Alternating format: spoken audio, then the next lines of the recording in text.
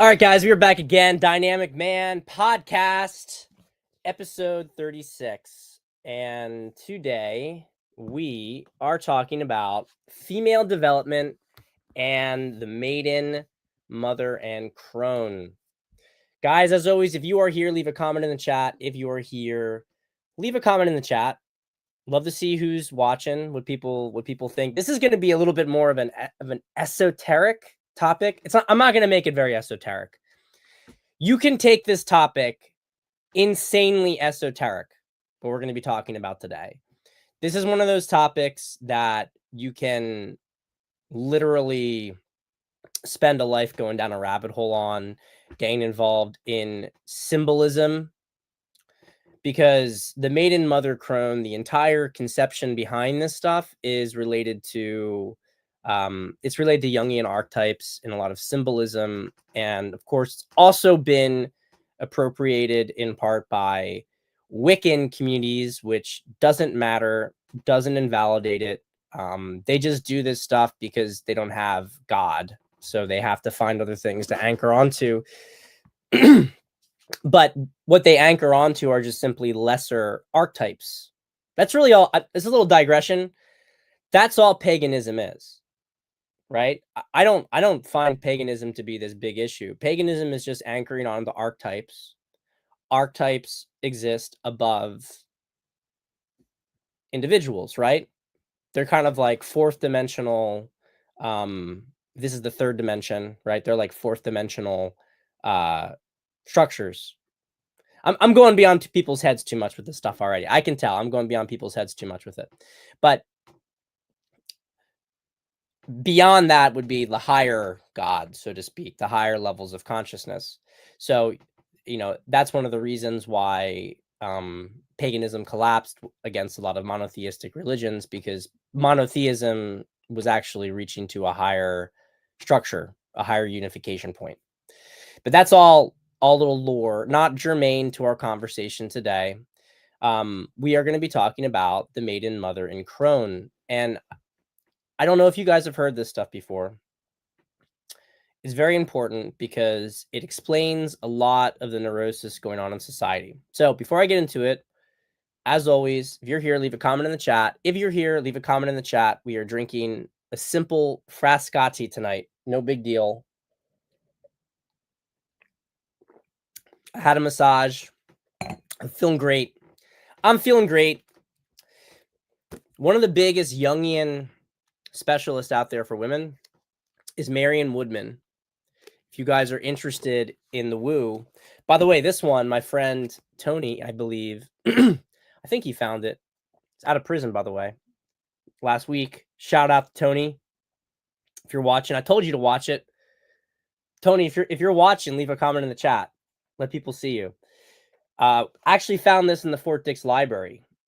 We stole this. He read a bunch of it.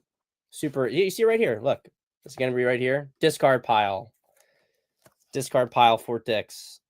I want to see here. Anyway, it's a leisure library at Fort Dix. So, Casey, what's up? What's up, sir? What's up, Chasing Grace? What's going on? All right, look. The Maiden, Mother, Crone is simply the progression of a woman throughout the course of her life. They represent various archetypal stages that women enter into. I want to talk just very briefly about these archetypes and the significance of them. Archetypes are, oh man, I have to pause for a second here. Do you guys want me to go really esoteric into this? Do you want me to get into the real meat of this? Or you guys just want the simple version? Drop a comment in the chat what you want. Do you want me to go deeper into this in the next 30 minutes? Or do you just want simple, surface level stuff? Because I intended to do surface level, but I'm realizing like I could do some fun stuff. So tell me what you want. Drop a comment in the chat how deep you want me to go into this stuff. Do you just want like, let's just talk about women and some of these archetypes and how they change over time? Or do you want to go into like archetypes themselves and what archetypes represent and their significance and then tie it back? Drop a comment in the chat. What do you want me to do? You want to go into the weeds? Wendy. Wendy, it's so good to see you. Wendy wants to go deep. I know that Wendy wants to go deep. I know that she is a very, very intelligent woman. Only meet people like Wendy in the most elite circles. Let's see. Any more comments here? Anybody else? Anybody else? What do people want? People just want the simple. They want the deep.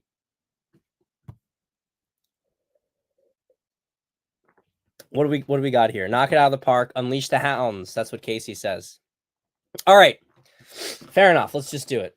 We ain't got so much time anyway. So the third dimension. Oh man, this is fun. I'm gonna have to change the title of this video.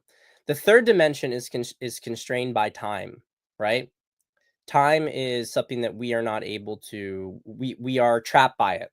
So our ego self is a character playing stories in time, right? And by the way, just a shout out to my man here, Tony, fresh out of Compton, right? Fresh out of Fort Dix. Give my man Tony some love in the chat. He's a good man. He got me through a lot of time in prison. Oh shit, we got we got a lot of them in here. This is about to be a convict chat in a second here. All right. So you have in third dimensional reality, we have your characters and your in stories, right? So in the fractal nature of reality, you can say that there's these endless stories and we're playing them. And you can see this, right? You can see that there's an arc to stories. There's the hero's journey, right? Every story is supposed to take a certain route and it has a circle to completion. And you see this with your individual relationships with women, for instance, right? A relationship doesn't end. You don't sever a connection with a woman until some arc of the story ends. Now, one of the things that I talk about with people, right? I talk about how you can, in a lot of cases, after you complete a story arc with a woman, you can then move on to another story with her, right? So like you're constantly to keep a relationship deep and exciting over time with a woman, you almost have to create a new arc for the two of you. So it's like their old relationship dies, the old arc ends, and then you have a new one. A lot of people don't understand how to create those deeper arcs, so the relationship ends, that's it. But stories are the fabric of the third dimension. That's the key thing here. We're living a story right now. Our ego self is the character in the story. You get to a higher level of consciousness, you can actually start to become the person who's reading the story too. So you see both aspects of consciousness simultaneously. I am Pat Stedman, and Pat Stedman will die, but I won't die. There's another part of consciousness that doesn't die if you break through the ego and you access it. A lot of the conversations that you see about people being NPCs or not sold properly, what I really think at the end of the day is going on with that is just that it's possible, right? It's possible. It certainly appears that way to people who have at least begun the process of anchoring into their higher self. But it's kind of a semantic point because they function the same way. Whether an NPC can discover their higher self, an NPC is just an ego person. And if you are just an ego, then you are trapped in the character of a story and you have no ability to create or, so to speak, write the story. Reality creation is ultimately about anchoring into the creative part of the story and not the character part of the story. I talk about all of this in my masterclass that I just filmed. Comes out mid-November. Okay. I go into it in a lot more detail there.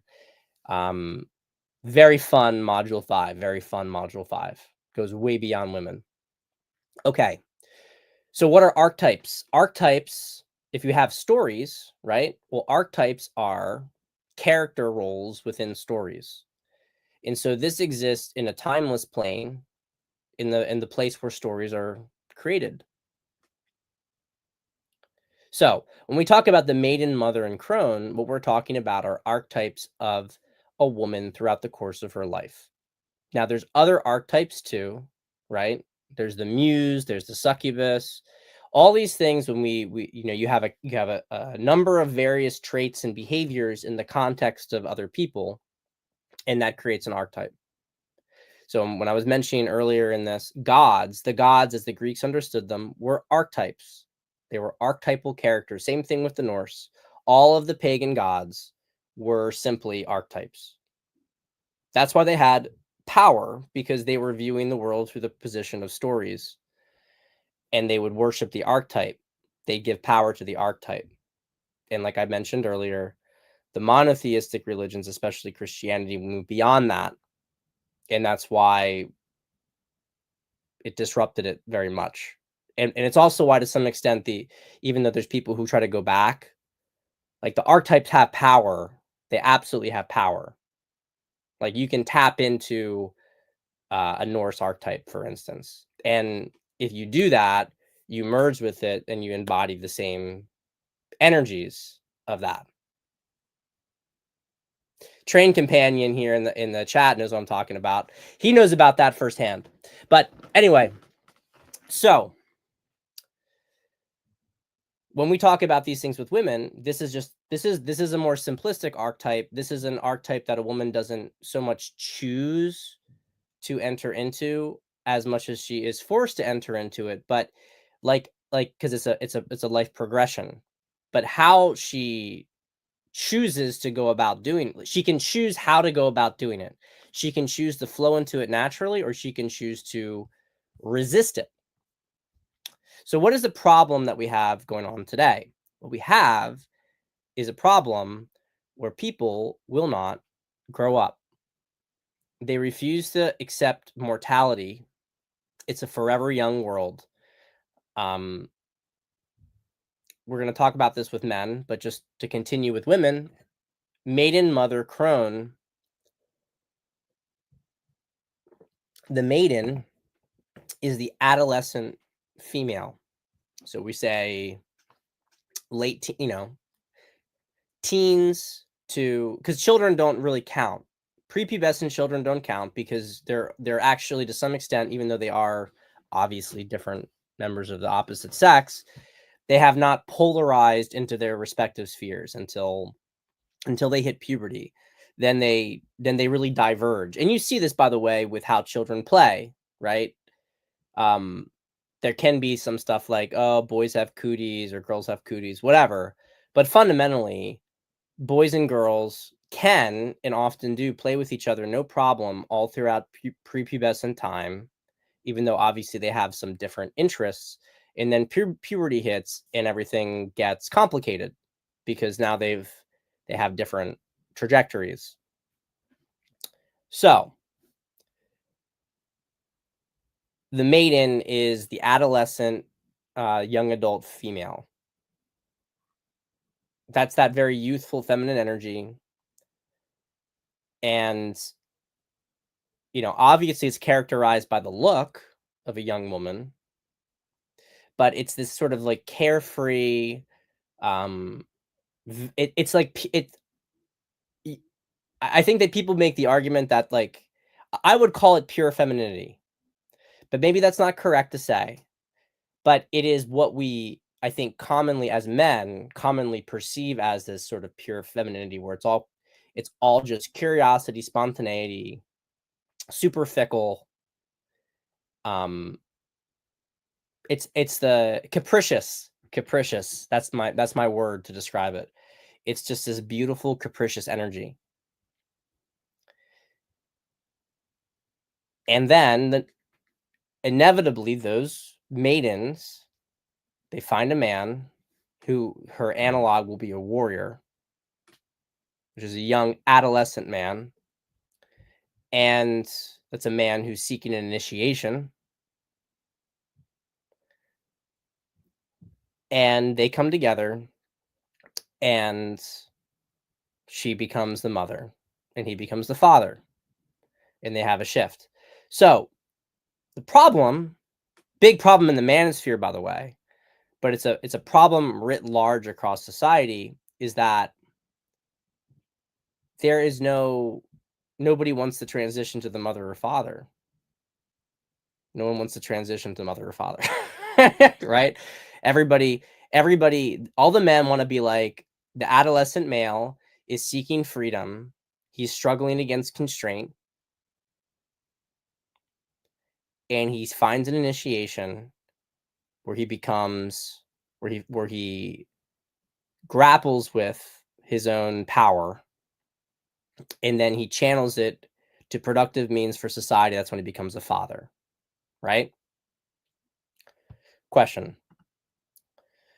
Like a child, like innocence or naivety, it is somewhat like this. Yeah, they are very naive and they are innocent. The more that they're in that, the more naive and innocent. Yeah, the more that they're tapped into the maiden. The maiden is very childlike in a lot of ways, but the difference is that there's also this very big allure as well, right? I mean, the warrior wants to possess the maiden, right? It's the knight and the princess. That's what it is. These are archetypal. They were real things, but don't misunderstand. Don't misunderstand that a lot of these stories that happened in the Renaissance and medieval period, the chivalric code, this was real stuff, but it was very archetypally anchored. And people like try to downplay this stuff. They try to make it seem like it was just like people were stupid. Actually, they were smarter. I think that they were smarter. They were more anchored into reality than we are.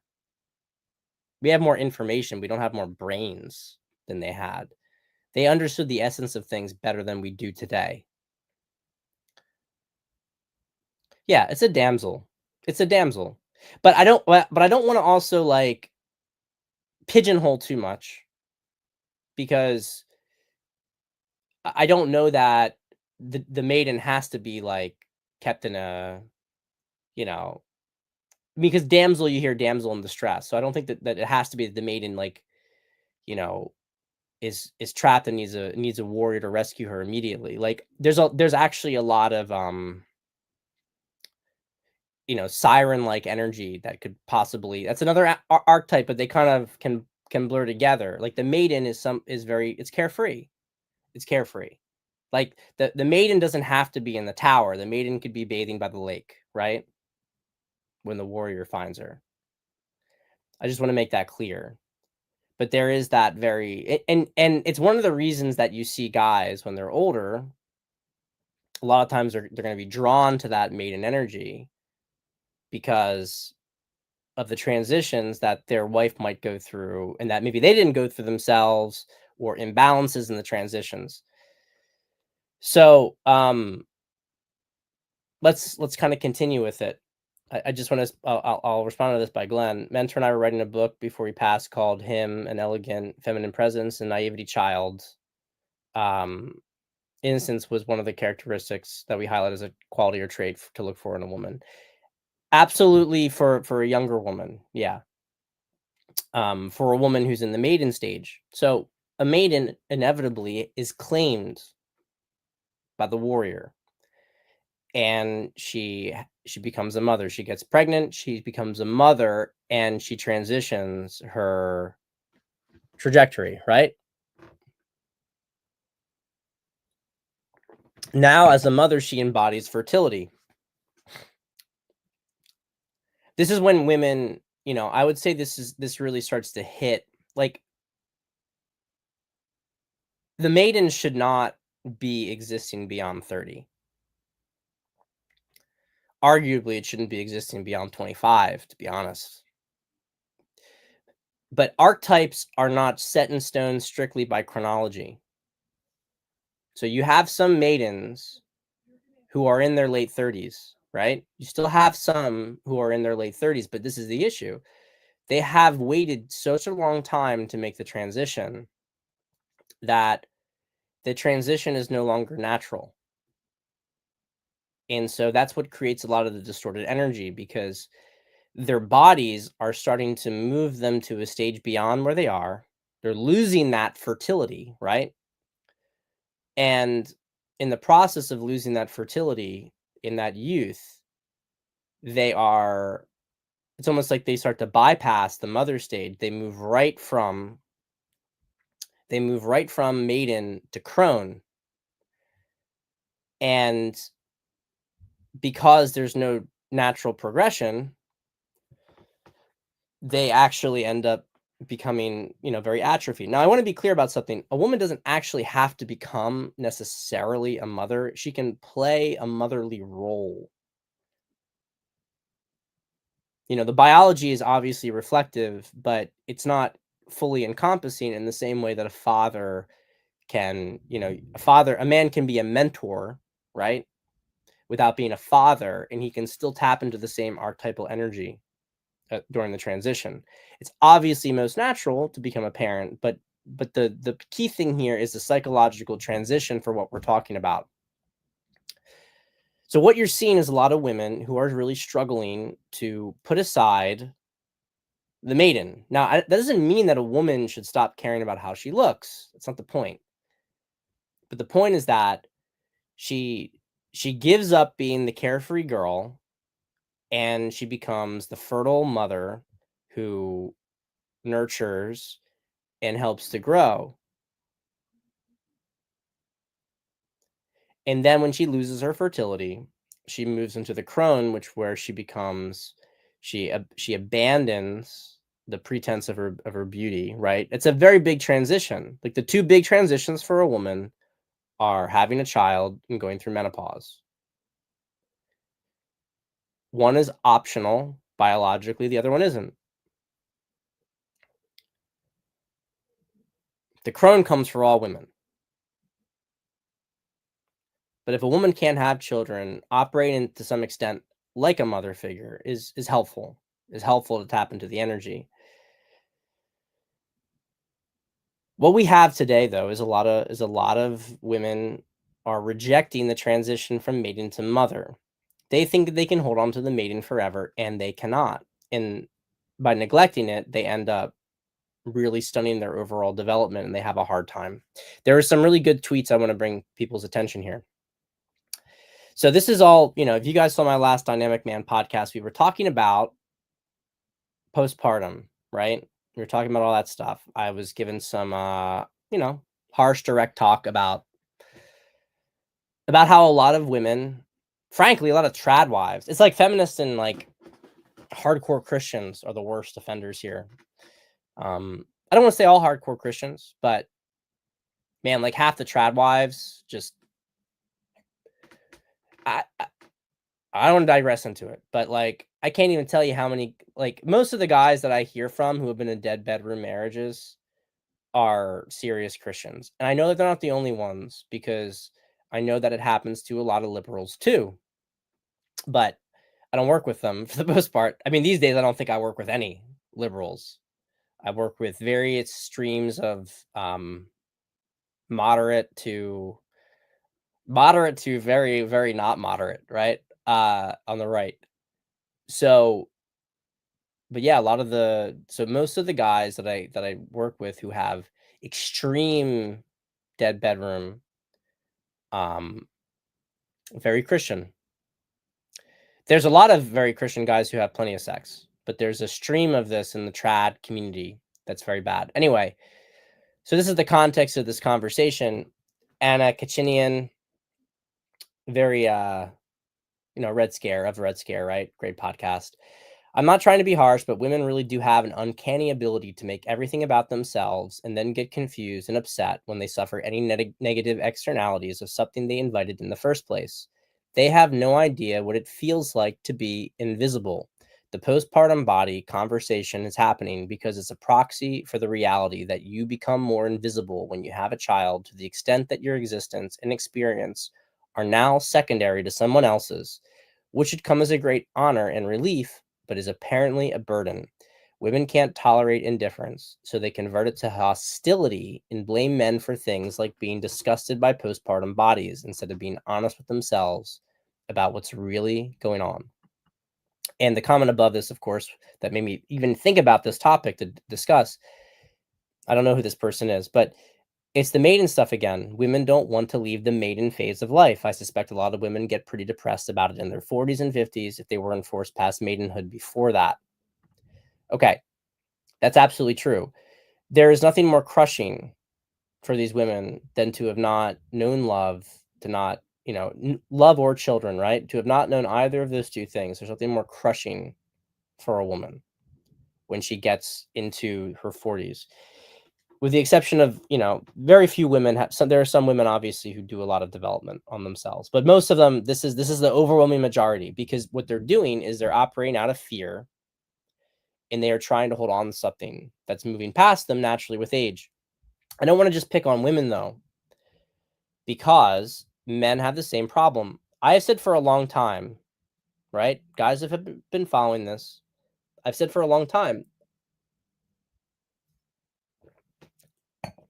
the manosphere is stuck in adolescence. I want to just call it adolescence because I don't think calling them the warriors, in the archetypal thing, is really even appropriate, because a lot of them aren't warriors. They're just degenerates. I mean, look, they're just afraid to move forward. I don't think warrior is appropriate when people are afraid. I don't like the term in this context. Maybe maiden isn't a good term either, because a lot of these women have been sleeping around a lot. But the point is that there is an inability for guys to move on from being young. And I'm going to tell you guys in the next, 5 or so minutes, some of this stuff with me and a big impact for me. So I obviously did all the January 6th stuff. I was in the Capitol, went in there. And later on, when I was, in prison and I was talking to my wife, we would write to each other. And, it was very hard on her because I got married, and obviously, I loved her, but I felt trapped in a lot of ways. I felt like but it wasn't so much I felt trapped that like I needed to sleep with more women. It wasn't really that. It was that I felt trapped, like I wasn't going to be able to do what I was supposed to do. She supported me in the early years with my business, right? So I was grateful. Obviously, she was facilitating my purpose, but there was always a little bit of a tension, like, okay, you're going to do well with the business so that then we can have a family. And I was like, man, like, I got to get my mission, I got to fulfill my mission. And I felt that deep in my soul. And I had this really deep resentment towards her throughout a lot of our early marriage, because I didn't feel like a man who had fulfilled his mission. And I felt like I was in this resistance to getting pulled into her agenda. And I want to be clear about this. It wasn't like her agenda was nefarious. She had been a maiden and she was ready to be a mother, and she wasn't rushing it. It wasn't like we got married. She was just trying to on baby track. It was after a reasonable amount of time. She was expecting reasonable progression. I was the one who had the arrested development, not her. She was actually very healthy in terms of where she was at, but she married a guy who was stuck in the warrior stage and who had not progressed past it. And some of this stuff layers with, alpha beta relationship dynamics. I think a lot of betas are men who did not ever, betas in relationships, that is, betas in marriage. I think a lot of those men are men who never completed a proper initiation, that they felt like a man. Wow, that's actually a really important insight. I never even said that before. Never even came to me before. That's really what it is to some extent. Once a man goes through an initiation, there's no beta left in him at all. It's gone. The beta is in many ways the man who is trying to still find his value. He's still grappling with his freedom and, emotional patterns. So anyway, there was some like renegotiation within our marriage and almost fell apart. I basically felt like, because I had more power in my business, so to speak, and I was moving forward, that I was like, okay, I felt better in the dynamic. But this is what I'm getting to. I didn't actually feel like a man until I had the boot of the fucking federal government on me. When I went into that building on January 6th, I I got initiated. The hike I did in the Appalachians for a week without any food, that was preparation. When I was asking, when I was demanding that God use me, and when I got at the end of that hike, I got the confirmation. All right, I'll put you in. You want to be put in, you'll get put in. I felt a release. Last night, I felt a release. So when all this stuff happened, and it was hard and all this difficulty, and it almost destroyed, almost destroyed my life, destroyed my family. When I went to prison, I felt this very big peace that I was like, yeah, I'm initiated now. And so when we were having these letters back and forth, and my wife said, you know, she's like, I can't do something like this again. Like, I'm here for you basically, but I can't do something like this again. And she was thinking about me and thinking about me being reckless and jumping. I told her, I said, I have no interest in doing something like this again, because putting aside all the politics and the election theft and this fucking like demonic group trying to take over and destroy the world, right? Very good cause to fight against. Bringing it just to a personal level, I was looking to prove myself in a fight. The warrior was looking for his war. I found it, and I acquitted myself well. And it has brought a complete like anchoring in peace to the relationship, because I am not a man grappling with the loss of that stage of life anymore. I do not want to be the warrior. That doesn't mean, by the way, that I don't want to fight in my own way. The father is somebody who builds and caretakes and, leads a community. He's not the adolescent looking for action. The father is the veteran who has prudence. He's tested himself on the edge of the abyss, and therefore he can be a stabilizing presence to lead forward. So I don't have this issue, and it stabilized the relationship because now it's father-mother. Whereas before, like, my daughter was born, I became a father. What was I doing? I was doing fucking COVID cabal. I didn't give a shit. I'm being blunt. Like, I care, but I didn't care. Yeah, babe, you're 2.5 weeks pregnant. I'm going to the Capitol. I'm going to go into the Capitol. Now, I give myself credit for my spirit that I'm not a man who was going to be cowed and was going to, ignore my mission for a woman. But that was hard on my wife. It was, because she was with somebody who was at a different stage of development at that time. We're on the same page now at Anchors. So, okay, last couple minutes, bringing this back. How are people supposed to get together when they want transition eras? How is a warrior and a maiden? How are they supposed to transition the father and mother when there's this resistance? That's a lot of what the problem is in the dating market today. Is that you have all of these people who are dating, but they are dating to avoid moving forward in their psychological development. They're not viewing moving forward through any sense that we're going to go to the next chapter together. They're trying to hold on to the past. So anytime anything even gets serious or threatening to themselves on some level, they get out of it because they don't want to be in something that's going to hold them back from, chasing this past dream. And the only thing that happens that stops this is that mortality punches them in the fucking face. The women hit 35, 40. No one wants them to be a maiden.